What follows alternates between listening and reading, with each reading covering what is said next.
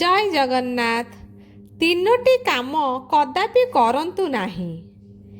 ଗର୍ବ, ଆଶା ଓ ଅପମାନ। ତିନୋଟି ଜିନିଷକୁ ବହୁତ ଭାବି ଚିନ୍ତି ଦିଅନ୍ତୁ। ଉତ୍ତର, ଉପଦେଶ, ଉଦ୍ଧାର। ତିନୋଟି ଜିନିଷ ସର୍ବଦା ଯନ୍ତ୍ରଣା ଦିଏ। ଛଳନା, ଦାରିଦ୍ର୍ୟ, ସ୍ମୃତି। ତିନୋଟି ଜିନିଷକୁ ସମସ୍ତେ ଭଲ ପାଆନ୍ତି। ପ୍ରେମ, ଧନ, ସନ୍ତାନ।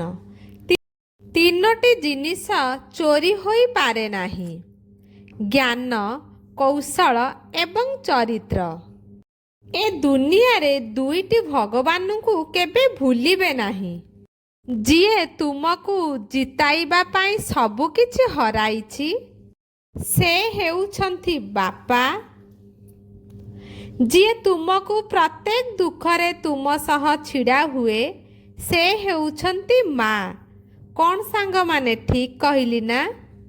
ଯଦି ଆପଣଙ୍କୁ ଏହି ଭିଡ଼ିଓଟି ଭଲ ଲାଗିଥିବ, ଚ୍ୟାନେଲକୁ ସବସ୍କ୍ରାଇବ୍ କରି ଭିଡ଼ିଓକୁ ଲାଇକ୍ ଆଣ୍ଡ ସେୟାର କରିଦିଅନ୍ତୁ। ଜୟ ଜଗନ୍ନାଥ।